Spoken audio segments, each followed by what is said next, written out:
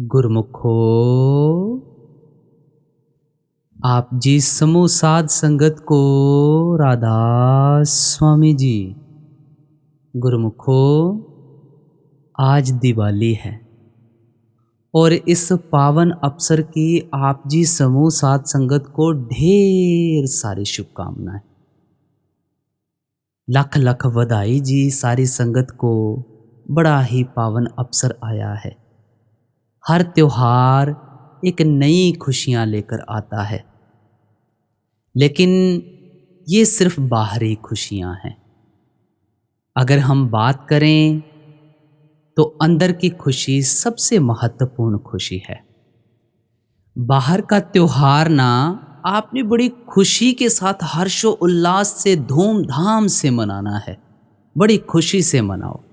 लेकिन एक बात हमेशा याद रखो, जब भी हमने कोई पर्व मनाना है, कोई फेस्टिवल मनाना है, या दिवाली मनानी है, या लोहड़ी मनानी है, या दशहरा हुआ अभी वो मनाया, इन सभी के पीछे आप जी ने परमार्थ की खुशी ढूंढनी है, परमार्थ ढूंढने की कोशिश करनी है। तो आज दिवाली है। दिवाली की एक तो हमने बड़ी सुंदर साखी इस चैनल के ऊपर अपलोड की हुई है, वो भी आप ज़रूर सुनिएगा। और आज जो आप सत्संग श्रवण करने जा रहे हैं, ये भी बड़ा खास है। आज हम सब इस पावन पर्व दिवाली के शुभ अवसर पर इस सत्संग को श्रवण करने जा रहे हैं। चारों ओर रोशनी ही रोशनी होगी। हर घर, हर गली, हर कोना दीपों और झालरों से जगमगा रहा होगा। आज का दिन सिर्फ एक त्योहार नहीं है, बल्कि ये एक भावना है। एक भावना जो हमें ये सिखाती है कि अंधेरे को दूर करने के लिए सिर्फ एक छोटी सी चिंगारी ही काफ़ी है। पर क्या आपने कभी सोचा है कि इस सारी रोशनी के पीछे सबसे बड़ा योगदान किसका है? यह है एक छोटा सा मिट्टी का दिया। आज आपको इसी दिए की एक छोटी सी कहानी सुनाएंगे और इस कहानी से आपको बड़ा एक गहराई वाला संदेश मिलेगा। माना यह जाता है कि जब श्री रामचंद्र जी महाराज रावण का वध करने के बाद 20 दिन बाद वापस लौटे थे, तो उनकी आने की खुशी में दिए जलाए गए थे। तो ये एक छोटा सा दिया जो है, उसकी एक कहानी है। अगर हम सिख धर्म में जाते हैं तो वहाँ पे दिवाली का मतलब कुछ और हो जाता है। अगर हम हिंदू धर्म में आते हैं तो उस दिवाली का मतलब कुछ और हो जाता है। लेकिन अगर हम परमार्थ की गहराई से देखेंगे तो दिवाली का मतलब सिर्फ एक है, अंदर जाना। एक छोटा सा दिया। ये कहानी सिर्फ दिए की नहीं, बल्कि हम सब की कहानी है। यह कहानी हमें सिखाती है कि हमारी असल पहचान क्या है। अच्छा, बहुत समय पहले की बात है। एक कुम्हार ने मिट्टी से ढेर सारे दिए बनाए। उन दियों में से एक दिया बहुत ही साधारण था। वह ना तो बहुत सुंदर था और ना ही उसका आकार बाकी दियों जैसा खास था। बाकी दिए अपनी सुंदरता पर इतराते थे, आपस में बातें करते थे।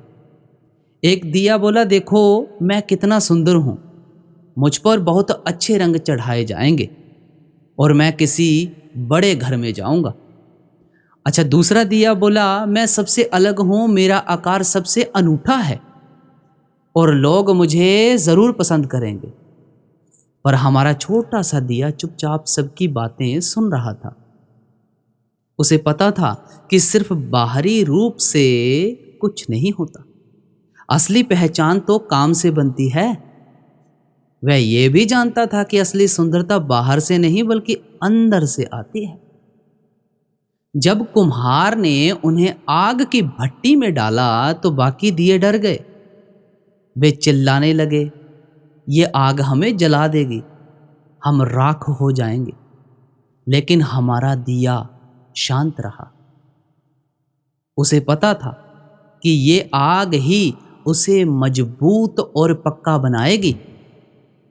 वह जानता था कि इस अग्नि परीक्षा के बाद ही वह एक सच्चा दिया बन पाएगा। वह जानता था कि तप कर ही सोना कुंदन बनता है। जब दिए भट्टी से बाहर आए तो जो दिए डर गए थे वे कमजोर रह गए थे और टूट गए थे। लेकिन जो दिया शांत रहा था वह एकदम मजबूत और पक्का हो गया था। इस परीक्षा ने उसे न सिर्फ मजबूत बनाया बल्कि उसके अंदर धैर्य और साहस का गुण भी भर दिया। फिर दिवाली का दिन आया। हमारा दिया एक छोटे से घर में गया। उस घर के एक कोने में उसे रखा गया। उसके पास ही एक बड़ी और खूबसूरत मोमबत्ती रखी थी। मोमबत्ती बहुत ही सुंदर थी, लंबी, और उस पर बहुत सुंदर नक्काशी की गई थी। जब दिया जलाया गया तो उसकी लौ बहुत छोटी थी। वह सिर्फ अपने आसपास की जगह को ही रोशन कर पा रहा था। मोमबत्ती ने दिए को देखकर कहा, देखो तुम्हारी लौ कितनी छोटी है। मुझसे तो रोशनी ही नहीं निकल रही है। मैं तो बहुत दूर तक रोशनी फैला रही हूं। तुम्हारी रोशनी तो मेरे आगे कुछ भी नहीं है। दिया मुस्कुराया और बोला, हाँ, मेरी लौ छोटी है पर मेरी रोशनी सच्ची है। मैं धीरे धीरे जल रहा हूं, लेकिन मैं लंबे समय तक जल सकूं और अपने हिस्से का अंधेरा दूर कर सकूं। फिर अचानक बहुत तेज हवा चली। मोमबत्ती की लौ जो अपने तेज पर इतरा रही थी बुझ गई, लेकिन दिए की लौ सिर्फ थोड़ी सी हिली और फिर से सीधी हो गई। मोमबत्ती को बहुत शर्मिंदगी महसूस हुई। दिए ने मोमबत्ती से कहा, तुम बहुत खूबसूरत हो और तुम बहुत तेज रोशनी भी दे सकती हो, लेकिन तुम सिर्फ अपने रूप पर ही ध्यान देती हो। तुम हवा के हल्के झोंके से भी डर जाती हो। मैं साधारण हूं पर मैं मजबूत हूं। मैं अपने कर्तव्य पर अडिग हूं। यही बात है सत्संगियों, हम सब भी उस दिए की तरह हैं। हम सबके अंदर एक लौ है। ये लौ हमारी ईमानदारी, हमारी मेहनत और हमारे सकारात्मक सोच की लौ है। ये मायने नहीं रखता कि हमारी लौ कितनी बड़ी है, लेकिन ये मायने रखता है कि हम अपनी लौ से कितना अंधेरा दूर कर सकते हैं। क्या हमने कभी सोचा है कि हम अक्सर अपनी जिंदगी में छोटी छोटी बातों पर निराश हो जाते हैं। हम अपनी हार को इतना बड़ा मान लेते हैं कि जीत की उम्मीद ही छोड़ देते हैं। हम सिर्फ अंधेरे को देखते हैं, उजाले को नहीं। पर दिया हमें सिखाता है कि अंधेरा कितना भी गहरा क्यों ना हो, एक छोटी सी चिंगारी, भाई छोटी सी चिंगारी उसे दूर कर सकती है। हमें सिर्फ अपने अंदर की लौ को जगाना है। हमें यह समझना होगा कि हमारी सबसे बड़ी शक्ति हमारी आत्मविश्वास और हमारे कर्म हैं। हमें यह भी समझना होगा कि जीवन में सिर्फ तेज चमकना ही काफी नहीं है, बल्कि स्थिरता और धैर्य से काम करना भी उतना ही महत्वपूर्ण है। आप जी फरमाते हैं, किन विद मिले गोसाई मेरे राम राय, कोई ऐसा संत सहज सुखदाता, मोहे मार्ग देई बताई, किन विद मिले गोसाई, किन विद मिले गोसाई।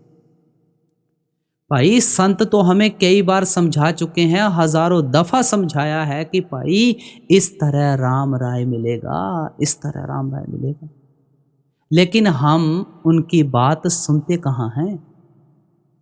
उन्होंने जो मार्ग दिखाया है उस मार्ग पर चलते कहाँ हैं। वह जो सच बताते हैं उस सच को हम अपने अंदर उतारते कहाँ हैं। पांचवी पातशाही ने जो विधि और तरीका बताया है, आज हमें उस पर विचार करना चाहिए कि भाई इस तरह से हमें वह ईश्वर मिल सकता है, हम उसकी अनुभूति कर सकते हैं, हम उस राह पर चलें जो उन्होंने दिखाया है।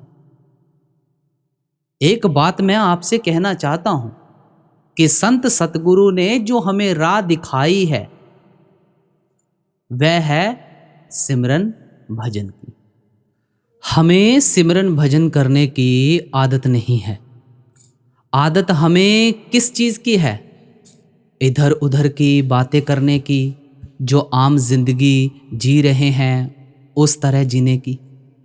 कुछ बुराइयां कर लीं, कुछ अच्छाइयां कर लीं, थोड़ा पैसा इकट्ठा कर लिया, पूरे दिन में बेमतलब की बातों में ही लगे हुए हैं।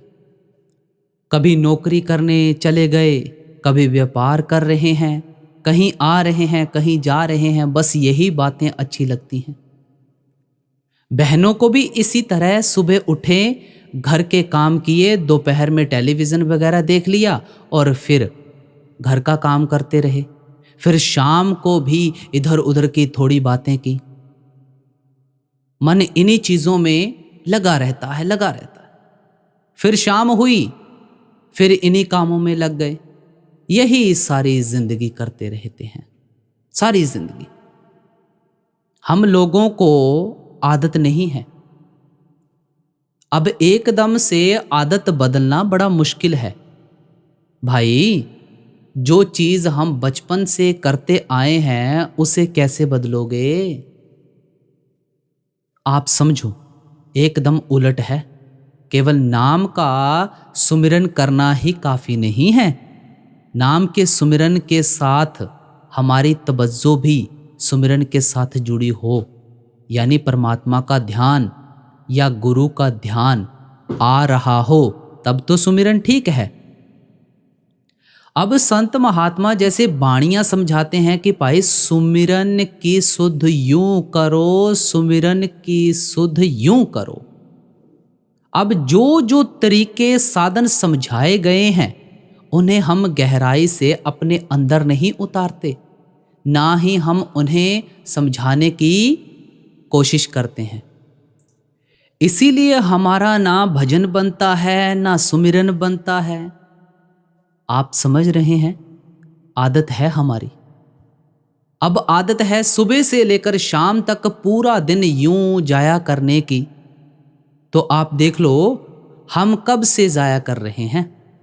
अगर आज हम वृद्ध हैं, बीमार हैं, हमारे पास ज़्यादा समय नहीं है, कोई रोग लगा हुआ है, और विचार करो कि हमने सारा समय कैसे खराब किया, तो आपको पता चल जाएगा। बेमतलब में ही बातें करते रहते थे, बेमतलब में ही इधर उधर भटकते रहते थे, बेमतलब की भक्तियां करते रहते थे। कभी इस काम को करने लग गए, कभी वह भक्ति करने लग गए, सारी जिंदगी यूं ही जाया चली गई। अब क्या करें? तो यदि हमने अपनी आदत बदली होती तो सब कुछ सहज हो जाता, सरल भी हो जाता। जैसे पांचवी पातशाही ने समझाया, किन विध मिले गोसाई। तो जो विधि है, जो तरीका है, वो यही है कि अपनी आदत बदलो, अपनी आदत बदलो भाई। बेमतलब में समय जाया कर रहे हैं आप, उसको बदलो। एकदम से नहीं होगा। अगर आप ये सोचो एकदम से हो जाएगा सारा कुछ, एकदम से नहीं होगा। एक उदाहरण के तौर पे आपको एक बात समझाते हैं। आप जी ने ये सुना होगा, जैसे डिप्रेशन के ऊपर बाबा जी बात समझाते हैं ना, कि अगर किसी को डिप्रेशन है, हमारे दिमाग में सोच आ रही है, एक से बढ़कर एक सोच आ रही है, एक से बढ़कर एक सोच आ रही है। उसको समझाने के लिए बाबा जी एक उदाहरण इस्तेमाल करते हैं कि गाड़ी अगर रोड पर जा रही है, 80 की स्पीड पे गाड़ी है, उसको अगर हमने एकदम से कट मारना हो, गाड़ी को मोड़ना हो, तो उसको पहले धीरे करेंगे गाड़ी को, फिर उसके बाद मोड़ सकेंगे ना। अगर हम 80 की स्पीड में गाड़ी को मोड़ेंगे तो गाड़ी पलट जाएगी ना। पहले धीरे धीरे धीरे धीरे धीरे धीरे सब कुछ प्रैक्टिस करने से होगा सारा कुछ, क्योंकि हमें बचपन से ये सिखाया गया है कि हमें ये करना है। कोई पिता या माता ये नहीं कहता कि तुम्हें शब्द धुन सुननी है, परमात्म भक्ति करनी है, अपने अंदर उतर कर झांक कर देखना है। वो तो ये कहते हैं कि तुम्हें डॉक्टर बनना है, वकील बनना है, ये बनना है, वो बनना है, शादी करनी है, बच्चे पैदा करने हैं, बच्चों को फिर एजुकेशन देनी है। सब कैसे करेगा? पर अपने अंदर उतरने के लिए केवल संत महात्मा बताते हैं। ये युक्ति सिर्फ संत महात्मा ही बताते हैं भाई। अब संत महात्मा बताते हैं, वह भी हम थोड़े समय के लिए सुनते हैं उनकी बात, और हमें समझ नहीं आती। इसीलिए कहता हूं कि भाई सबसे पहले अपनी आदतों को बदलो। देखो, जैसे जैसे प्रैक्टिस करोगे नई आदतों की और लगातार उन्हीं पर ध्यान रखोगे तो आदतें बदल भी जाएंगी। भाई अब जैसे हम सत्संग सुनने जाते हैं, सत्संग में हमें गुरु बहुत सारी बातें समझाते हैं, लेकिन घर आते आते वो बातें हम भूल जाते हैं। कुछ लोगों को तो 2-3 दिन याद रहती हैं, फिर वो भी भूल जाते हैं। अगर उन्हीं बातों को हम दोहराते रहें, मन में ये विचार बनाएं कि भाई उन्होंने ये बात समझाई थी, ये बाणी ली थी, इस बाणी का ये मजमून था, इस तरह से उन्होंने शब्द के विषय में समझाया, तो भाई जैसे जैसे हम बार बार उस चीज़ को दोहराएंगे, फिर वैसे वैसे हमारे ख्याल उसी चीज़ को अपने अंदर जज्ब करने चले जाएंगे, फिर हमें याद रहेगी बात।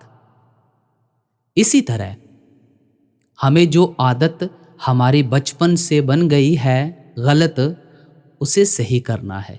यानी हमारा जो एक नज़रिया है उसे सकारात्मक रूप से आगे बढ़ाना है।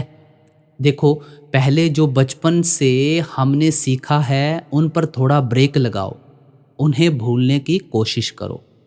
5वीं पातशाही समझा रहे हैं, वह समझें। जैसे ये कहते हैं कि नाम सच है, शब्द सच है, गुरु ही परमात्मा का रूप है, हमें सारा दिन शब्द के साथ जोड़ के अपने ख्याल को रखना है। और हमें इस बात की अनुमति होनी चाहिए, दृढ़ संकल्प होना चाहिए, उत्साह होना चाहिए भाई कि वाकई में जो कहा जा रहा है वह सच है। फिर इसी बात को हमें याद रखेंगे सारी बात। दिन में तो क्या होगा, जैसे हमारे साथ सुबह होता है कि यदि हमें चाय टाइम पे नहीं मिलती तो हम चिल्लाकर बोलते हैं, बच्चों से झगड़ते हैं, अपनी पत्नी से यानी दुकान पर आ जाते हैं, तो नौकरों के साथ, ग्राहकों के साथ झगड़ते हैं। तो अपनी इन आदतों पर थोड़ा अंकुश लगाओ, अपने ख्याल को शब्द के साथ जोड़ो। बचपन की जो सीख है उसे मिट्टी में मिला दो, उसे भूलो और नई चीज़ अपने अंदर उतारो कि मुझे सुबह से ही सबसे प्रेम से बोलना है, किसी के साथ झगड़ा नहीं करना है, कहीं भी किसी भी चीज़ में अपना स्वार्थ नहीं दिखाना है, लोभ नहीं दिखाना है, लालच नहीं दिखाना है, किसी की चुगली निंदा नहीं करनी है। अब देखो, आदत बनी हुई है पुरानी और नई आदत डालनी है, तो यदि लगातार हम संघर्ष करते रहेंगे, मेहनत करते रहेंगे, तो जो बताई हुई विधि है पूरे संत ने, इस तरह से हमारे काम आएगी और हम ये जो हमारे दिमाग में लिख गया है ना, अमुक नाम हमारा, और उसके साथ जो हमारा चरित्र जुड़ गया है ना, गुस्सैल, क्रोधी, लोभी, अहंकारी, ये सब बदल जाएगा। धीरे धीरे अभ्यास करो। अंतर अलख न जाई लखिया, विच होमे पर्दा पाई। आगे फरमाते हैं, माया मोह सबो जग सोया, ये भरम कहो किन जाई। अच्छा देखो, ये भ्रम ही है, माया ही है कि सारा संसार जिसके अंदर सोया हुआ है। देख लो, हम यहाँ कितने समय तक रहेंगे, लेकिन फिर भी हम इस माया को ही सच समझते हैं, इस काया को ही सच समझते हैं, और अंदर जो अलख बैठा हुआ है उसको हम लख नहीं पाते, क्योंकि हमारे अंदर अहंकार का पर्दा है। अब वो कहते हैं दोनों एक संग एक जगह बसते हैं, लेकिन ना बातचीत दोनों में है, ना एक दूसरे को जानते हैं। एका संगत एकत गृह बसते, मिल बात न करते भाई। एक वसत बिनस जाई दुल्हे, ओ बसत अगोचर थाई। अब आप खुद विचार कीजिए, संत महात्माओं की वाणी हमें समझाने के लिए है, उसके अंदर उनका अपना रियलाइजेशन है।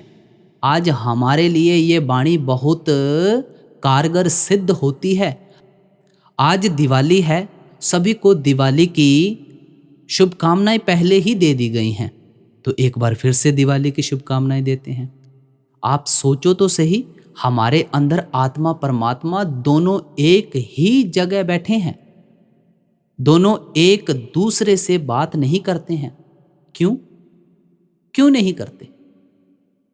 क्योंकि हमारे अंदर अहंकार है।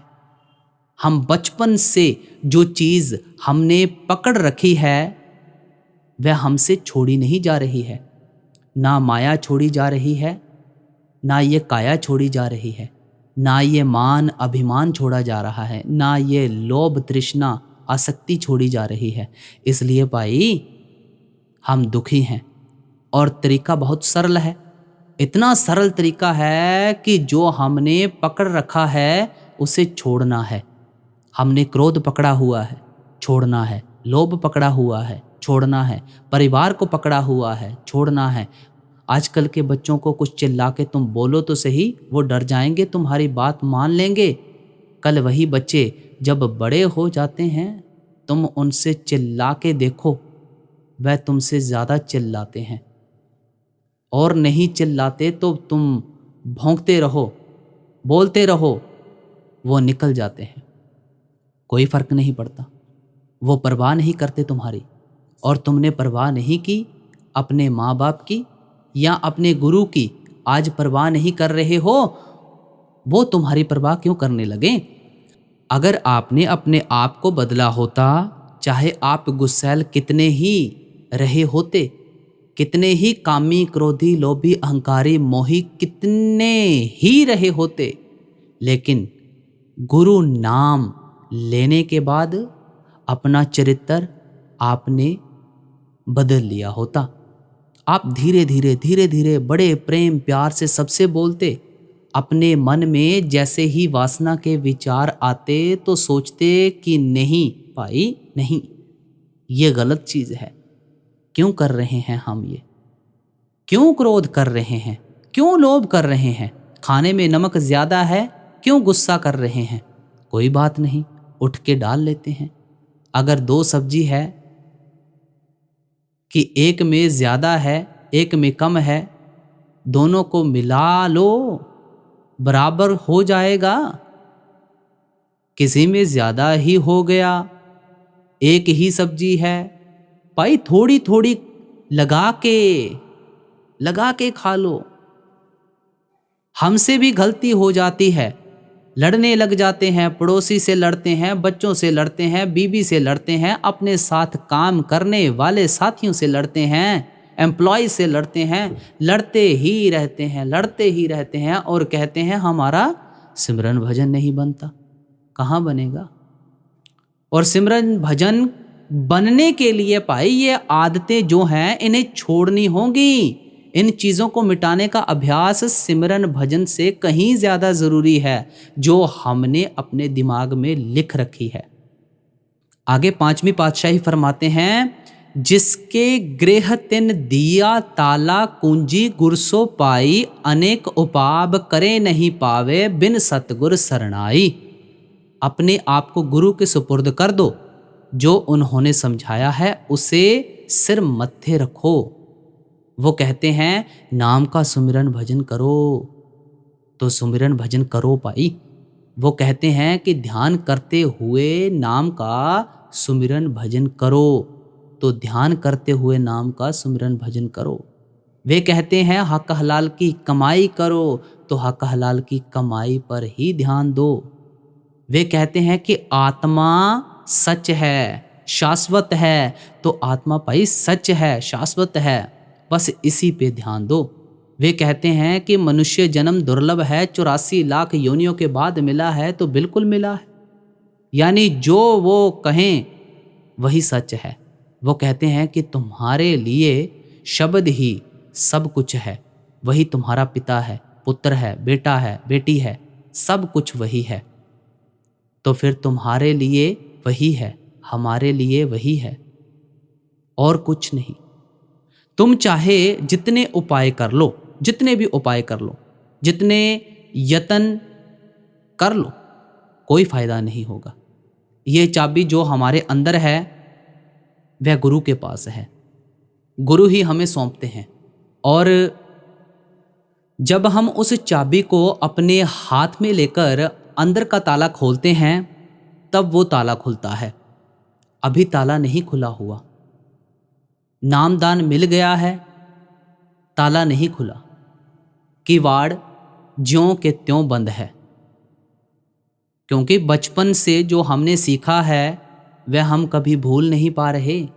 अरे भूलो भाई, ये संसार भूलो, खुद को भूलो, संसार की माया को भूलो, जो कचरा इकट्ठा कर लिया है, जिसे धन संपत्ति कहते हो, उसको भूलो, और सच जो मालिक है उसे याद रखो, 24 घंटे याद रखो। तब जाकर काम बनेगा, तब जाकर हमारी बुद्धि सुमिरन भजन में लगेगी। ऐसे थोड़ी सुमिरन भजन बन जाता है। आगे फरमाते हैं, जिनके बंधन काटे सतगुरु, तिन साध संगत लिव लाई, पंच जना मिल मंगल गाया, हर नानक भेद ना पाई। देखो भाई, बाबा जी ने हमें हजारों अनेकों बार समझाया है कि भाई जब हम किसी से लड़ते हैं, झगड़ते हैं, तो बात नहीं बनती। अगर हमें कोई गालियां निकाल रहा है, हमें कुछ मंदा बोल रहा है, अगर हम मुड़कर जवाब देंगे तो उसमें और हमारे में क्या फ़र्क रहा। और एक बात ये भी समझाते हैं कि भाई अगर आप अपनी कमज़ोरी ही दिखाई जाएंगे, कमज़ोरी ही दिखाते रहेंगे, तो लोग आपका फ़ायदा उठा जाएंगे। बेबाक बनना है, कभी किसी को जवाब नहीं देना है, जब कहीं गलत हो रहा हो तो उसको सहना भी पाप है। 84 लाख योनियां कम नहीं होती। पेड़ पौधे, वृक्ष, सांप, केंचुए, बिच्छू, इन सभी योनियों में दुख और कष्ट है, क्योंकि वहाँ आत्मा अपनी इच्छा से कुछ नहीं कर सकती, वह केवल अपने कर्मों का फल भोगती है। बड़ी मुश्किल और सौभाग्य से हमें ये मानव चोला मिला है भाई, जो इस चक्कर से बाहर निकलने का एकमात्र दरवाज़ा है। ये एक ऐसा अवसर है जहां हम कर्म करने के लिए स्वतंत्र हैं। हम चाहें तो अच्छे कर्म करके, भक्ति करके इस 84 के चक्कर को तोड़ सकते हैं, और चाहे तो बुरे कर्म करके वापस इन्हीं योनियों में जा सकते हैं। देखो, कर्म तो हर किसी को देना ही देना है, चाहे वो सुखी होकर दे, चाहे वो दुखी होकर दे, क्योंकि कर्मों का कानून तो अटल है, इसे कोई नहीं टाल सकता।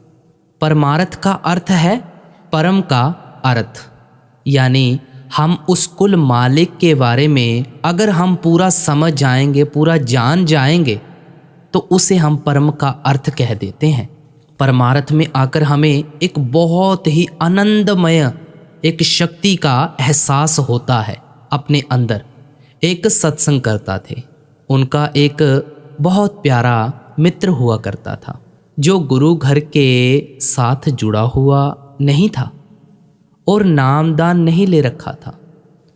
तो सत्संगकर्ता जी उन्हें कई बार कहा करते थे कि अब तो तुम्हारी उम्र भी बहुत हो गई है, अब तो सतगुरु से नामदान ले ले, तुम्हारा इंसानी जामा सफल हो जाएगा।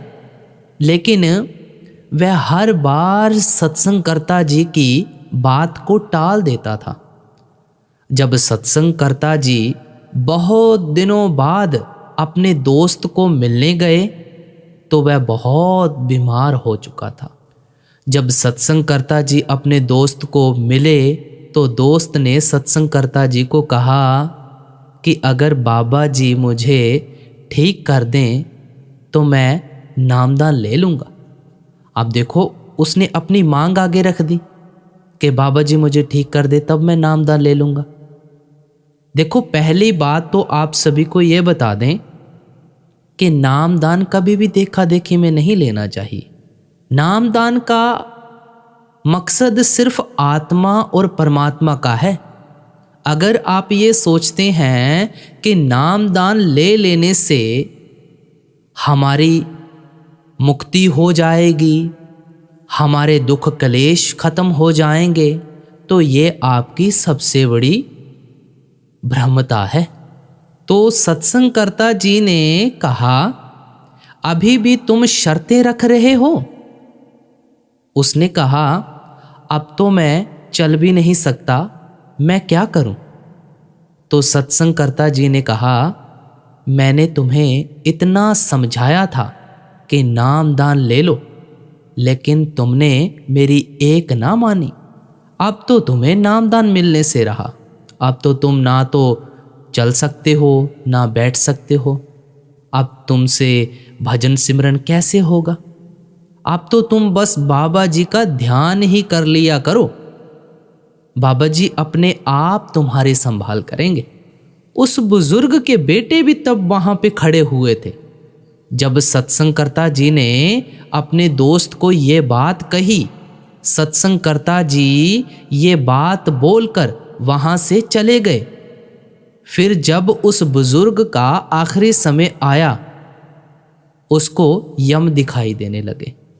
उसने अपने बेटे को आवाज़ लगाई कि जल्दी आओ, जल्दी आओ। जब उसके बेटे आए तो उसने कहा कि अब मेरा आखिरी समय आ गया है, क्योंकि मुझे अब यम दिखाई देने लग गए हैं, मुझे इन यम से बचा लो। उसके बेटों ने कहा, पिताजी आपको याद है जब सत्संगकर्ता जी आपको मिलने आए थे तो उन्होंने आपको क्या कहा था कि बाबा जी का ध्यान करा करो। बेटों के कहने की देरी थी कि जब उस बुजुर्ग ने बाबा जी का ध्यान किया तो वह बुजुर्ग बहुत ज़ोर ज़ोर से हंसना शुरू हो गया। अब देखो, ये बात तो उन्हें ही पता है जो ध्यान में मगन होते हैं कि उस चीज़ का एहसास क्या होता है। जब हमारे ऊपर सतगुरु की कृपा होती है तो हम एक आनंदमय शांति की ओर चले जाते हैं, क्योंकि दुनियादारी से हमारा ख्याल निकल जाता है। तब वो वाकया किसी के साथ नहीं बताया जाता। वो एक आनंदमय शांति होती है, वो सिर्फ आत्मा और परमात्मा के बीच ही होती है। तो वो बुजुर्ग हंसना शुरू हो गया। दोनों बेटे ये देखकर हैरान हो गए। उन्होंने पूछा, पिताजी आप हंस क्यों रहे हो? तो उस बुजुर्ग ने कहा, जैसे ही मैंने बाबा जी का ध्यान किया तो वह यम भाग गए और बाबा जी आ गए। बेटों ने कहा, आप बाबा जी से पूछो कि हमारे लिए क्या हुक्म है। बुजुर्ग ने कहा, बाबा जी ने कहा है कि कल शाम 7 बजे हम तुम्हें लेने आएंगे।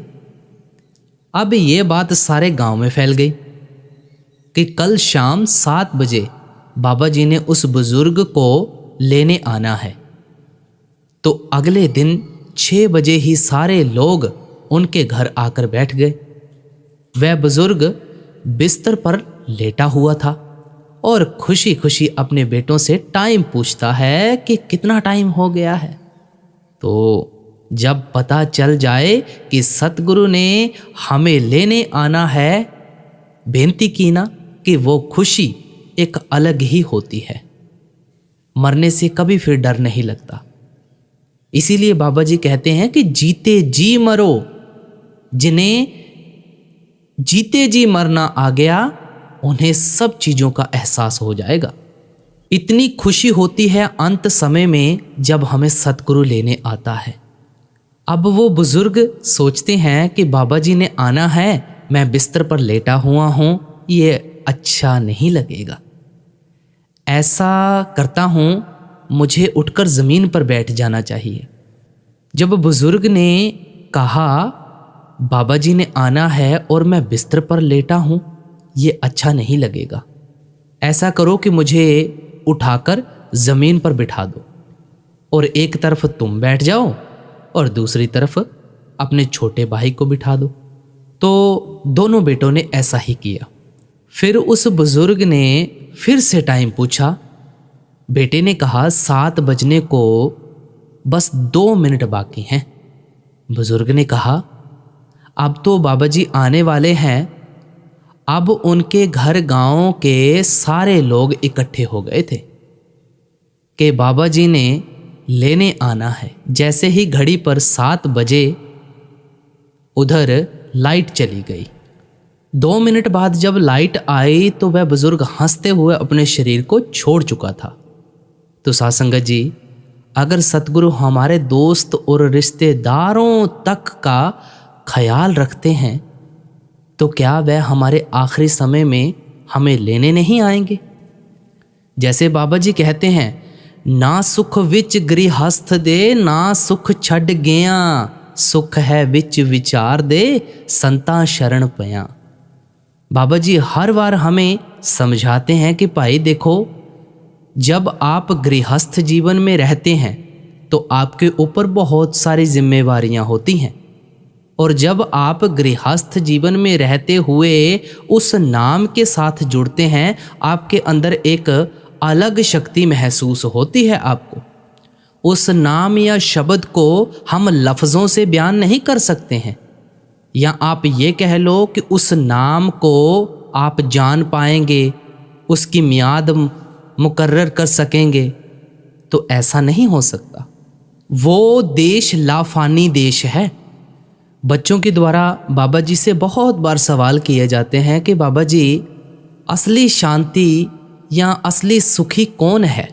तो बाबा जी भी कहते हैं कि असली सुखी बेटा वो है जिन्हें मन की शांति है। पूरे संत सतगुरु की शरण बहुत ही भागों वालों को मिलती है। अब हम सोचते हैं कि हम ब्यास जाते हैं या सेवा करते हैं, तो सेवा के बारे में बाबा जी हमें अक्सर सत्संगों में समझाते आगे हैं कि भाई सेवा जो है वो असली सेवा भजन बंदगी की सेवा है। ये सेवा चाकरी नाम वसे मन आए। जो बाहर की सेवा करते हैं, चाहे कूड़े की सेवा करते हैं, झाड़ू की सेवा करते हैं, सफाई की सेवा करते हैं, किसी भी प्रकार की सेवा ले लो, वो आपका एक एटमॉस्फेयर बनाती हैं, यानी एक बहुत सुंदर माहौल क्रिएट कर देती हैं। और जब आप उस सेवा के साथ अपना भजन सिमरन भी साथों साथ करते हैं तो उसमें आपका बहुत ज़्यादा ध्यान एकाग्र होता है। एक तरफा कभी भी ज़िंदगी में नहीं होना चाहिए कि अगर आप सोचें कि मैंने पूरा दिन भजन सिमरन को ही देना है, तो आप पूरा समय भजन सिमरन को कभी नहीं दे सकते। या आप ये सोचें कि मैंने घर को छोड़कर कहीं जंगलों पहाड़ों में चले जाना है, या आप ये सोचें कि मैंने घर को छोड़कर डेरा ब्यास में शिफ्ट हो जाना है, तो भाई बेनती की ना सुख विच गृहस्थ दे, ना सुख छड़ गया, सुख है विच विचार दे, संता शरण पिया। अब देखो, जो तो सतगुरु की बात को मान लेता है, जो सतगुरु के हुक्म में आ जाता है, उसके भाणे में रहता है। उससे चाहे दुख आए चाहे सुख आए, उससे कोई भी फर्क नहीं पड़ता। इसलिए वाणी कहती है, पाणा मन्निए सदा सुख पाइए। वाणी तो हमें हर तरह से खोलकर समझाती है, पाणा मन्ने सदा सुख पाइए। अब मानता कौन है? कोई अगर माने तो कभी ना दुख की अवस्था का पता लगेगा ना सुख की अवस्था पता लगेगी। सिर्फ परमानंद की शांति में आप जाएंगे। लेकिन अगर कोई भाणा माने तो एक बहुत ही सुंदर वाक्य था जो बड़े महाराज जी के समय का था। अब देखो, हम हर बार आप जी से बेनती करते हैं कि इन कहानियों में पता नहीं कितनी सच्चाई है। अब हम हर बार आप जी से बेनती करते हैं कि इन कहानियों में पता नहीं कितनी सच्चाई है, लेकिन ये हमें परमार्थ में हमारे ध्यान को एकाग्र करने में सहायता करती हैं। ऐसा ही एक वाकया, जब बड़े महाराज जी अपने सतगुरु के गांव गए तो लोगों ने रास्ते में गलीचे बिछा दिए।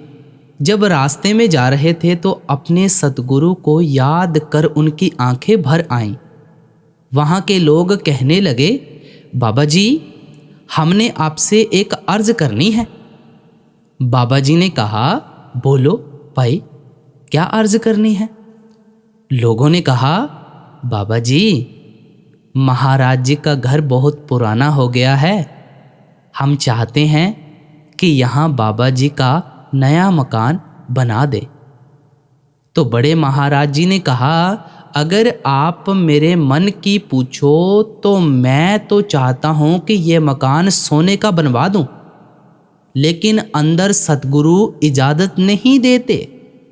इससे कुछ नहीं होगा, ये ऐसे ही रहेगा।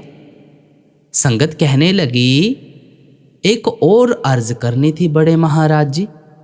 बड़े महाराज जी ने कहा, कहो जी, क्या अर्ज है? संगत ने कहा, जैसे कि आप जानते ही हैं, हमारा ज़्यादा समय डेरे सेवा में ही गुजर जाता है। थोड़ा खेतों में भी काम करते हैं तो हमसे भजन सिमरन नहीं होता।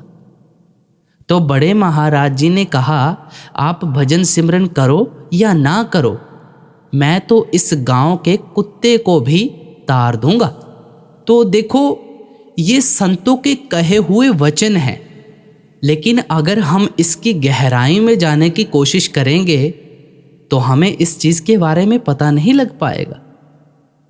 बाबा जी महाराज इस चीज़ का बहुत ही सुंदर स्पष्टीकरण देते हैं कि हम परखों में ना पड़ें। हमने अपनी करनी है, बाकी उस कुल मालिक की मौज है कि वो क्या करता है। बाबा जी महाराज जी में इतनी निम्रता है कि वो अपने ऊपर बात लेते ही नहीं हैं, वो तो उस कुल मालिक के ऊपर छोड़ देते हैं। लेकिन बाबा जी महाराज एक शब्द स्वरूप सतगुर खुद मालिक हैं। उनका कहा हुआ एक एक वचन हमेशा सत्य होता है। लेकिन वही बात कि जब हम परखों में पड़ना शुरू कर देते हैं और अपने सतगुर के ऊपर उंगली उठाना शुरू कर देते हैं, तो तब से हमारी बात फिर बिगड़ने लग जाती है। कभी भी अपने सतगुर के ऊपर उंगली ना उठाएं और जो सतगुर का भाणा है, जो सतगुर का हुक्म है, उसे अपने जीवन में धारण करते चले। बाबा जी कहते हैं, कर्मो आपो अपनी कै नेड़े कै दूर। सतगुर ने हमें आखिरी समय में ले ही जाना है, लेकिन अगर हम मेहनत करेंगे तभी तो बात बन पाएगी ना। जब नाम और नामी सिमरन करते करते भजन बंदगी शब्द को सुनते सुनते एक हो जाएंगे, तब जाकर कहीं बात बनेगी। आखिरी वक्त में तो जाना ही है। अगर हम भजन सिमरन करेंगे तो हम आसानी से चले जाएंगे, लेकिन अगर हम परखों में पड़ना शुरू कर देंगे, जैसे कि संत महापुरुष कह देते हैं कि आप करो या ना करो, हम तो आपको ले ही जाएंगे। जब हमारे अंदर परख आना शुरू हो जाती है, तब से हमारे दिमाग में अलग अलग क्वेश्चन आना शुरू हो जाते हैं। अब देखो, हम एक बिज़नेस जब कोई सक्सेस करते हैं या हम बिज़नेस को स्टार्ट करते हैं, तो उसमें हम अपनी जी जान मेहनत लगाते हैं, करोड़ों रुपया बिजनेस के ऊपर लगा देते हैं, या कोई शॉप ओपन करते हैं तो उसके ऊपर हम करोड़ों रुपया लगा देते हैं। अब देखो, हमें नहीं पता कि वो बिजनेस सक्सेस होगा या नहीं होगा, लेकिन हमने तो करोड़ों रुपया अपना बिजनेस के ऊपर लगा दिया ना। तो इसीलिए भाई, जब आपको ये नहीं पता कि हमारा बिजनेस सक्सेस होगा या नहीं होगा, फिर भी आपने करोड़ों रुपया लगाया, आपने मालिक के भरोसे लगाया ना कि मालिक देखेगा, या अपनी मेहनत के ऊपर विश्वास रहा आपको कि नहीं, मैं इस चीज़ को सक्सेस करके रहूँगा। तो ऐसा ही विश्वास अपने अंदर पैदा करो कि सतगुरु जब हमें हुक्म देता है, हमने उस हुक्म को मानना है, और उस हुक्म को मानकर पौड़ी दर पौड़ी हमने उस मालिक के साथ मिलना है। अगर नहीं करेंगे तो हो सकता है हमें दुखों का सामना करना पड़े, या किसी बीमारी का सामना करना पड़े। और जब आप बीमारी का सामना करेंगे या दुखों का सामना करेंगे, अगर आपके अंदर दुखों के साथ, बीमारी के साथ लड़ने की ताकत नहीं होगी, तो आप बीच रास्ते में ही डमाडोल हो जाएंगे। अब ये फैसला आपके ऊपर है कि आपने हंसते हंसते अपने सतगुरु के पास जाना है या कहीं और जाना है।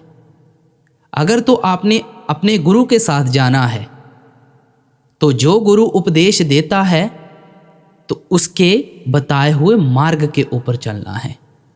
अगर तो जहाज में लटक कर जाना है, फिर तो सेवा करो, चाहे जो मर्जी करो। अगर सतगुरु के साथ जाना है तो नाम सिमरन के ऊपर ध्यान दो, अच्छे सेवक बनना है ताकि उन्हें हम पर मान हो। इसी तरह हमारा इंसानी जामा ले लें, इसी तरह हमारा इंसानी जामा लेने का मकसद पूरा होगा तो हमारा यही फ़र्ज़ है कि हम भजन सिमरन को पूरा टाइम ज़रूर दें भाई, और अपने किए हुए वादे को निभाएं और अपने सतगुरु की खुशी हासिल करें।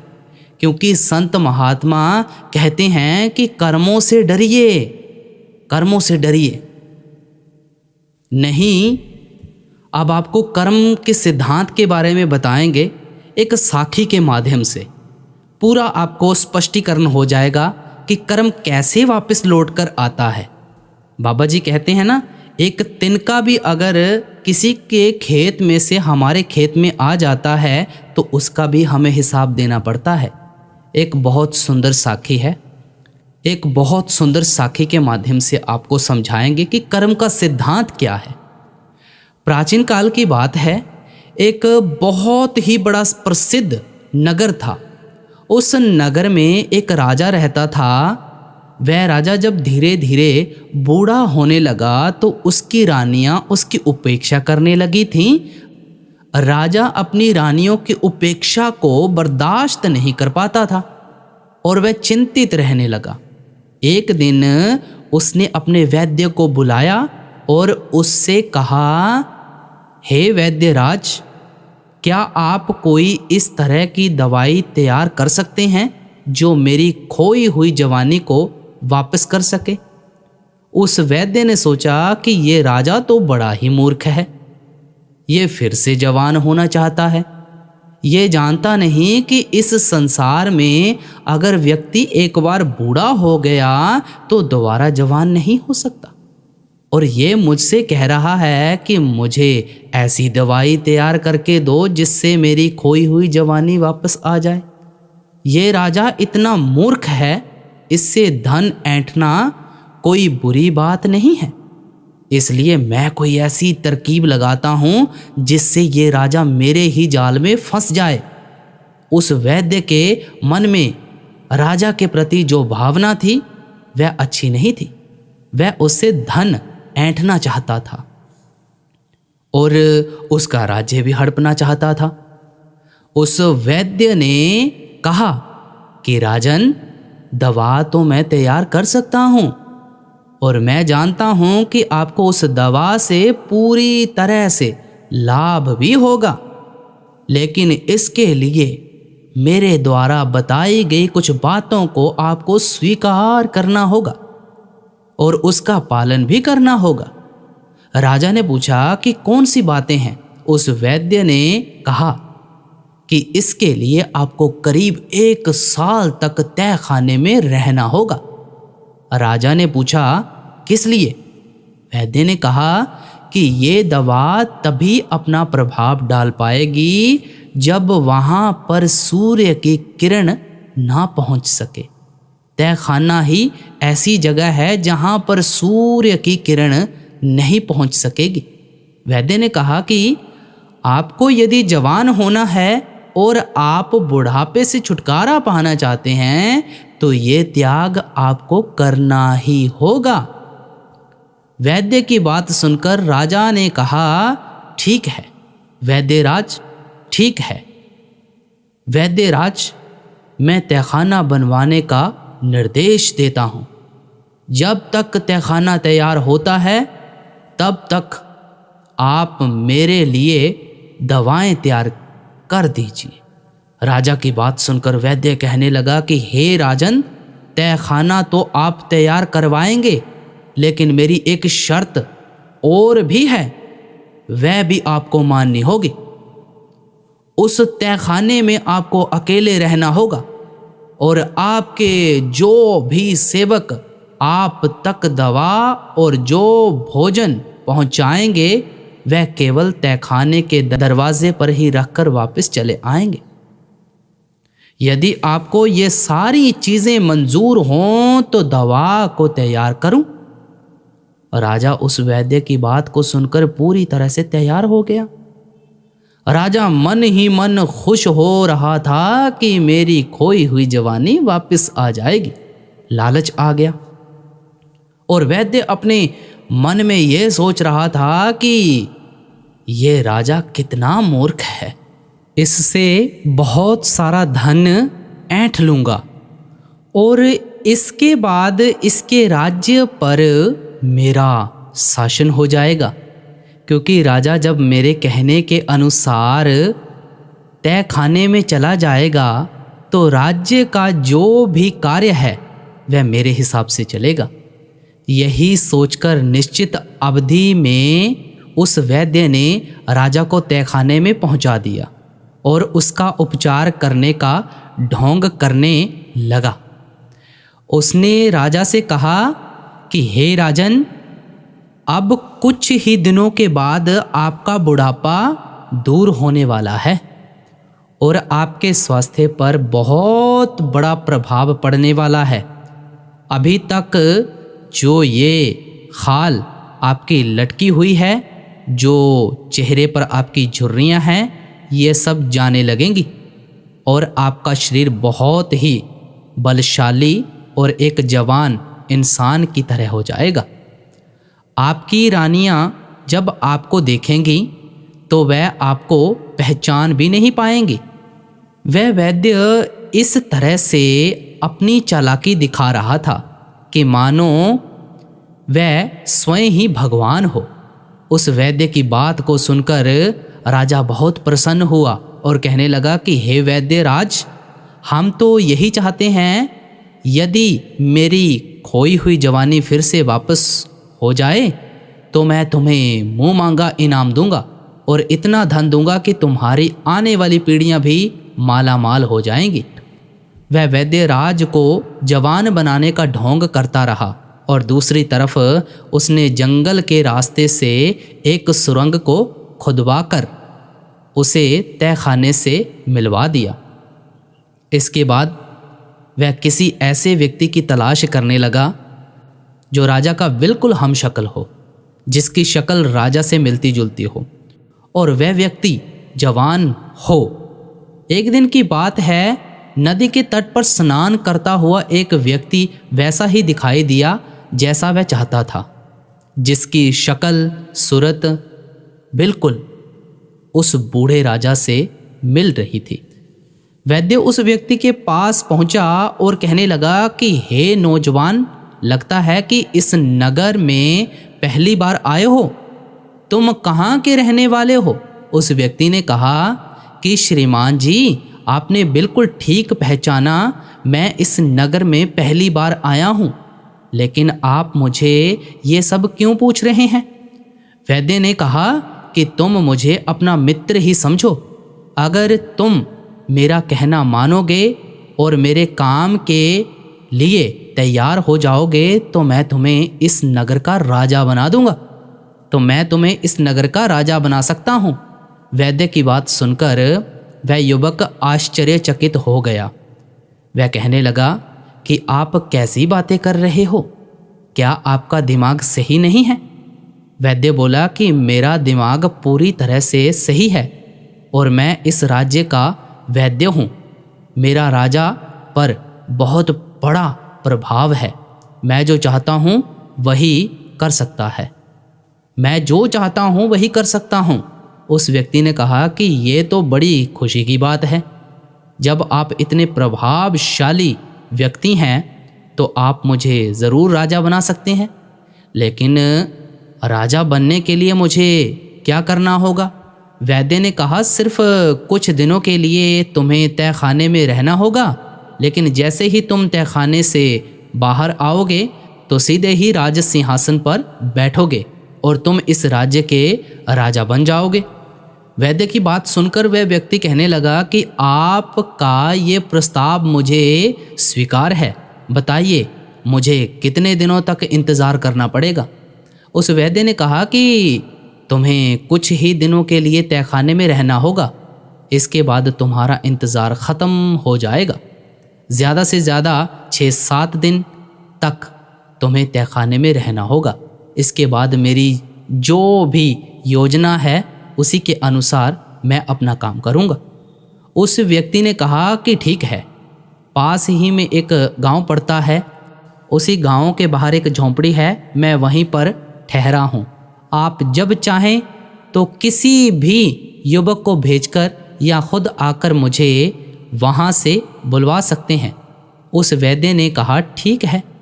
फिर वह वैद्य वहाँ से वापस आया और अपनी योजना पर उसने तेजी से काम करना शुरू कर दिया। एक रात की बात है, वैद्य ने बूढ़े राजा के खाने में जहर मिला दिया और उस जहर के कारण जब राजा की मृत्यु हो गई तो वह वैद्य राजा की लाश को कंधे पर लादकर सुरंग के रास्ते से बाहर निकल गया। जंगल में एक बड़ा सा कुआं था। वैद्य ने उसी में राजा की लाश को फेंक दिया और फिर उसी सुरंग के रास्ते से वैद्य ने उस व्यक्ति को तहखाने में लाकर बिठा दिया और उससे कहा कि तुम्हें यहाँ कुछ दिन ही कष्ट सहना है। जैसे ही तुम्हारी दाढ़ी और मूछें बड़ी हो जाएंगी और तुम एक राजा के जैसे दिखाई देने लगोगे, तब मैं तुम्हें इस तहखाने से बाहर निकालकर सीधा राजभवन में पहुंचा दूंगा और तुम इस तरह से रहना कि जैसे बुढ़ापे से छुटकारा पाकर तुम नए तरह से जवान हुए हो। उस व्यक्ति ने कहा कि यदि मुझे किसी ने पहचान लिया तो क्या होगा? वैद्य बहुत ही चालाक था। उसने कहा कि ये सब काम तुम मुझ पर छोड़ दो, जो भी होगा मैं संभाल लूँगा। तुम्हें सिर्फ इतना करना है कि मैं जो भी कह रहा हूँ, जैसा भी कह रहा हूँ, उसी के अनुसार तुम्हें चलना है। उस व्यक्ति ने कहा कि ठीक है, आप जैसा कहेंगे मैं वैसा ही करूँगा। इसके बाद वह वैद्य वहाँ से निकलकर राज दरबार में पहुँचा। जो भी मंत्री और सभासद थे उन सबसे कहा, आपके लिए एक बहुत ही बड़ी खुशखबरी है। मेरी दवाओं ने महाराज के ऊपर ऐसा असर किया है कि महाराज फिर से जवान हो गए हैं। कल वह महल में आएंगे और आप लोग उनके स्वागत के लिए तैयार रहना। फिर वहाँ मंत्रीगण कहने लगे, हम अपने राजा के नए स्वरूप का भरपूर स्वागत करेंगे। फिर वैद्य वहाँ से सीधा रानियों के पास पहुँचा और वही बात उन दोनों रानियों से भी कही। इस बात को सुनकर दोनों रानियां प्रसन्न हो गईं। उन्होंने तय योजना के अनुसार वैद्य को बहुत सारा धन निकालकर दे दिया। अगले ही दिन वैद्य ने तहखाने से उस व्यक्ति को लाकर सिंहासन पर बिठा दिया। उस नए राजा को देखकर सभी लोग, रानियां और वहाँ के मंत्री हैरान हो जाते हैं, क्योंकि उनके हिसाब से बूढ़ा राजा बिल्कुल एक युवा पुरुष दिखाई देने लगा था। 2 रानियां और उनके मंत्री इस बात से सहमत हो गए कि यही उनके राजा हैं। इतना ही नहीं, उस वैद्य ने राजा बने युवक से ये भी कहा कि राजा, जो आपका पुराना नाम था वह आप बदल दीजिए, क्योंकि अब आपका शरीर भी नया हो गया है, इसलिए आपका नाम भी नया होना चाहिए। उस व्यक्ति ने कहा कि वैद्य जी, आपसे अच्छा नाम और कौन रख सकता है? जब आपने मुझे बुढ़ापे से जवान बना दिया है, तो आप ही एक अच्छा सा नाम सोचकर रख दीजिए। फिर उस वैद्य ने जो भी नाम राजा का रखा वह सभी को पसंद आया और सभी ने उसकी सराहना की। अब एक नए नाम से वह राजा प्रसिद्ध हो गया था। उसी नए नाम से उस राजा की राजमहल में जय जयकार होने लगी। कुछ दिन तो राजा और वह वैद्य एक दूसरे के इशारों पर चलते रहे, लेकिन जैसे ही परिस्थितियां राजा के अनुकूल हो गईं और सब कुछ सामान्य हो गया, तो उसने वैद्य की उपेक्षा करना शुरू कर दिया। यह देखकर वह वैद्य बड़ा दुखी हो गया। एक दिन उसने एकांत में राजा से कहा कि राजन, आपने तो सिंहासन प्राप्त करते ही मेरी उपेक्षा करना शुरू कर दिया। आपको याद है कि क्या वचन आपने मुझे दिया था? वह राजा कहने लगा कि कैसा वचन? किस वचन की बात करते हो आप? वैद्य ने कहा कि मैं उसी वचन की बात कर रहा हूँ जो आपने राजा बनने से पहले मुझे दिया था कि आप भविष्य में राज्य काज मेरे ही आदेश के अनुसार चलाएंगे, लेकिन आप तो मुझसे कुछ भी नहीं पूछते हैं। राज्य कार्य तो आप अब मंत्रियों के आदेश के अनुसार ही चलाते हो। फिर उस नए राजा ने वैद्य से कहा कि तुम वैद्यराज हो, तुम वैद्यराज हो, मंत्री नहीं, इसलिए तुम्हारा परामर्श लेना मेरे लिए आवश्यक नहीं है।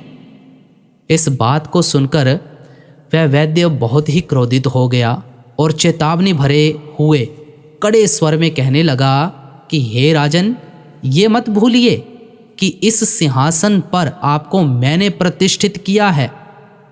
मेरे ही प्रयास के कारण आप इस राज्य के राजा बने हुए हो। फिर सिंहासन पर बैठे उस व्यक्ति ने कहा कि तुम झूठ बोल रहे हो, तुम कैसी बातें कर रहे हो? तुम मुझे राज सिंहासन पर बैठाने वाले कौन होते हो? ये राज सिंहासन मैंने अपने पूर्व जन्मों के कर्मों से प्राप्त किया है। मैंने अच्छे कर्म किए, त्याग किया, तपस्या की और उसी का परिणाम है। मैं आज राजा बना हूँ। ये सिंहासन मुझे अपने पूर्व जन्मों के तप और त्याग के फलस्वरूप प्राप्त हुआ है।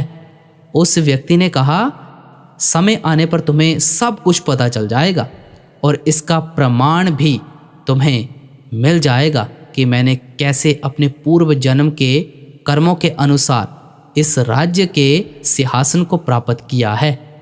राजा की बात सुनकर वैद्य बड़े ही असमाह मन से वहाँ से चला गया। वह मन ही मन राजा को कोसने लगा कि धोखेबाज ध्रुत कहता है कि मेरे पूर्व जन्म के तप के स्वरूप ये सिंहासन मिला है। समय आने दो, मैं देख लूँगा कि तेरे तप और त्याग का कैसा परिणाम मिला है। धीरे धीरे समय बीतता गया। एक दिन राजा नाव में विहार करने के लिए अपने मंत्री और उस वैद्य के साथ नदी के किनारे पहुंचा। उसने नदी के जल में बहते हुए 5 कमल पुष्प देखे। फिर उसने आदेश देकर वह 5 फूल नदी में से निकलवाए। फिर ध्यान से उन्हें देखता हुआ कहने लगा, आश्चर्य, ये फूल तो बिल्कुल सोने के लगते हैं। जीवन में मैंने कभी इतने अद्भुत कमल फूल नहीं देखे। मंत्री ने भी सहमति जताई कि ऐसे फूल तो मैंने पहली बार देखे हैं। देखिए तो, इनमें कैसी सुंदर पीली पीली किरणें निकल रही हैं। इन्हें तो आपको अपने सरोवर में लगवाना चाहिए। राजा ने वैद्य की ओर इशारा करते हुए कहा कि वैद्यराज, आप तो वनस्पति शास्त्र के बहुत ही गहरे जानकार हैं। बहुत सी जड़ी बूटियों को आप देखते ही पहचान लेते हैं कि ये कौन सी जड़ी बूटियां हैं। तो जाकर उस स्थान का पता लगाइए जहाँ से ये फूल नदी में बहकर आए हैं, और यदि हो सके तो इनके कुछ बीज भी ले आइएगा। मैं इन्हें अपने सरोवर में लगवाना चाहता हूँ। कोई और अफसर होता तो वह वैद्य जाने से इनकार कर देता, किंतु इतने मंत्रियों की उपस्थिति में वह कैसे इनकार कर सकता था। यदि इनकार करता तो उसकी योग्यता पर प्रश्न चिन्ह लग जाता। सब यही सोचते कि इस वैद्य को वनस्पति शास्त्र का कोई भी ज्ञान नहीं है, ये तो केवल पाखंडी है और बड़ी बड़ी हाँक रहता है, इसे कुछ भी मालूम नहीं है। इस तरह से सोचकर कि उसकी हंसाई ना हो जाए, वह वैद्य तैयार हो गया। नदी के बहाव के विपरीत दिशा में चलता हुआ वह वैद्य उस नदी के उद्गम स्थल पर पहुंचा, जहां उसने एक बहुत पुराना ऐसा मंदिर देखा जो खंडहर में तब्दील हो चुका था। उस मंदिर का अधिकतर हिस्सा ध्वस्त हो चुका था। सिर्फ वही कक्ष कुछ अच्छी हालत में बचा हुआ था, जिसमें भगवान शिव की मूर्ति थी। भगवान शिव की मूर्ति को देखकर उस वैद्य ने भगवान शिव का प्रमाण किया। फिर उस कक्ष के बाहर निकलकर मंदिर के प्रांगण में पहुंचा और इधर उधर दौड़ने लगा। तभी उसकी निगाह एक बरगद के वृक्ष पर पहुंच गई। वह बरगद का पेड़ बहुत ही विशाल था और नदी के किनारे लगा हुआ था। उसकी कुछ शाखाएं तो नदी के जल के ऊपर फैली हुई थीं। तभी उसकी नज़र वृक्ष की एक शाखा पर लटकते हुए एक मानव के कंगाल पर पड़ी।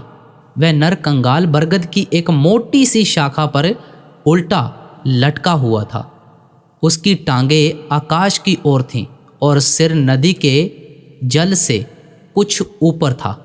फिर वह वैद्य उस नर कंगाल के समीप गया और वह सोचने लगा कि ये कैसा कंगाल है और किसका है और क्यों विपरीत अवस्था में लटका हुआ है।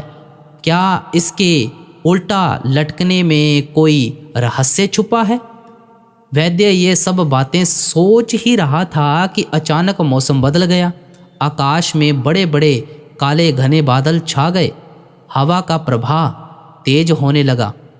देखते ही देखते तेज आंधी के साथ घनघोर बरसात शुरू हो गई। बरसात में भीगने से बचने के लिए वह वैद्य बरगद के मोटे तने से सट करके खड़ा हो गया। फिर उसने देखा कि बरसात की जो बूंदें उस कंगाल को स्पर्श करके नीचे नदी में गिर रही थीं, उससे स्वर्ण कमल पैदा हो रहे थे। ये देखकर वह वैद्य बड़े आश्चर्य में था। बारिश जब बंद हुई तो वैद्य ने लटकते हुए कंगाल को छूने का प्रयास किया। तभी अचानक नर कंगाल शाखा से अलग होकर नदी के जल में जाकर गिर गया और गहरे जल में जाकर वहीं विलीन हो गया। वैद्य जब वापस लौट कर आया तो उसने जो भी घटना हुई थी वह सब राजा को बता दी। ये सब सुनकर के राजा के चेहरे पर मुस्कान आ गई।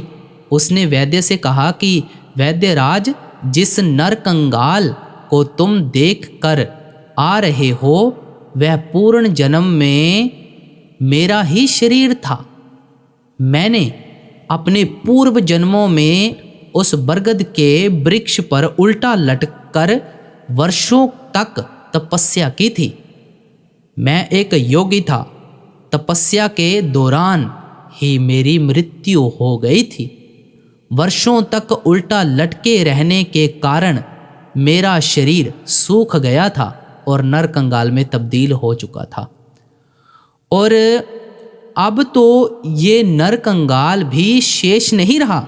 अच्छा हुआ जो मेरे पूर्व शरीर को मुक्ति मिल गई। राजा की इन बातों को सुनकर उस वैद्य ने कहा, पर मेरी एक शिकायत अब भी है आपसे। मेरे से आप राजा बने और आप अभी भी मेरी उपेक्षा कर रहे हो। उस राजा ने कहा कि हे वैद्यराज, यही तो तुम्हारा भ्रम है।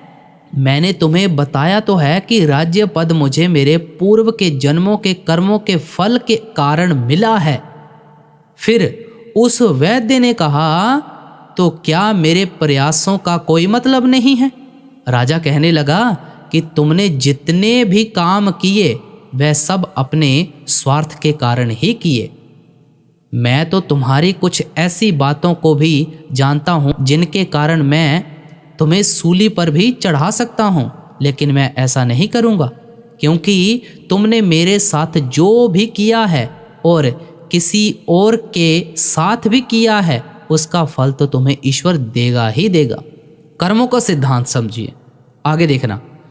ये सुनकर वैद्य कांपने लगा। राजा ने जब उसे कांपते हुए देखा तो वह कहने लगा, डरने की बात नहीं है, विश्वास रखो, मैं तुम्हें सूली पर लटकाने का आदेश नहीं दूंगा, क्योंकि मैं जानता हूं कि जन्म मरण हानि लाभ ये सब कुछ भगवान परमात्मा की इच्छा से ही होता है। अपने पूर्व जन्म के कर्मों का फल मैं इस जीवन में राजा बनकर पा रहा हूँ। तुम अपने कुछ कर्मों का फल अगले जन्म में भोगो कि तुम्हारे जो कुकृत्य हैं उसका फल तुम्हें इसी जन्म में ही भोगना पड़े। अब जाओ, तुम उस दिन का इंतजार करो जब तुम्हें तुम्हारे कर्मों का फल लौटकर तुमको मिलेगा। उस राजा की बातों को सुनकर वह वैद्य बड़ा उदास हुआ और वहां से चला गया और अपने घर में जाकर अपने पलंग पर लेट गया।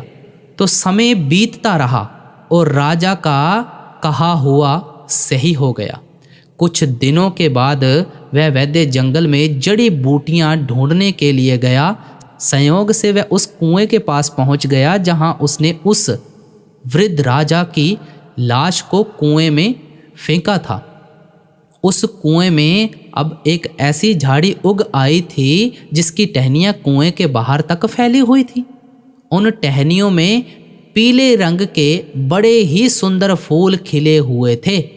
वैद्य उन फूलों को देखकर उन पर मंत्रमुग्ध हो गया और उनको तोड़ने के लिए वह अपने आप को रोक न सका। वह कुएं के पास पहुंचा और नीचे झुककर जैसे ही झाड़ी से फूल तोड़ने का प्रयास करने लगा, उसका पैर फिसला और वह उसी कुएं में जाकर गिर गया। वैद्य ने सहायता के लिए बहुत आवाज लगाई, लेकिन वहां सुनसान घने जंगल में उसकी आवाज सुनने वाला कोई नहीं था। उसे बचाने के लिए भी कोई नहीं आया। परिणाम वही हुआ, भूखा प्यासा वैद्य उस कुएं में तड़प तड़प कर मर गया। तो ये कहानी का मकसद क्या था?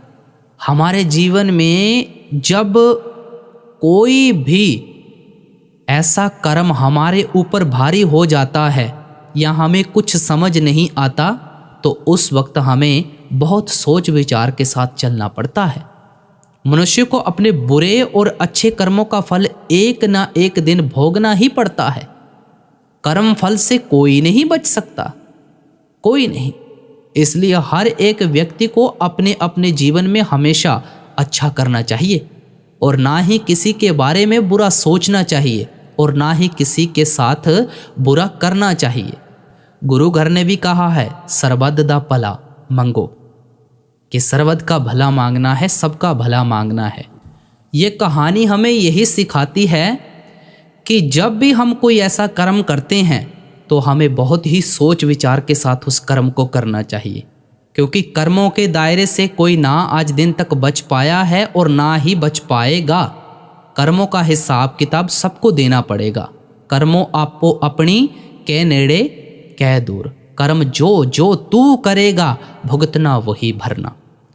अब अगर आप कर्म करके ये बोलो कि मेरे ऊपर कष्ट आ रहे हैं, मेरे ऊपर ऐसा हो रहा है, वैसा हो रहा है, तो भाई उसके भागीदार आप ही हो।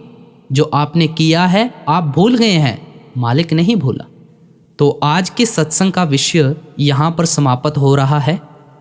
तो जिन्होंने सत्संग को अंत तक सुना है, मेरे को एक प्यारा सा कमेंट ज़रूर चाहिए आपका कि अगला सत्संग किस विषय पर होना चाहिए। कमेंट में ज़रूर बताइएगा आप। इससे हमको अंदाज़ा हो जाएगा कि आपने ये सत्संग को पूरा श्रवण किया है। तो इसी के साथ हम आपसे इजाज़त चाहते हैं। बाबा जी महाराज जी की तरफ से आपको बहुत बहुत प्यार और आशीर्वाद। सभी को राधा स्वामी जी।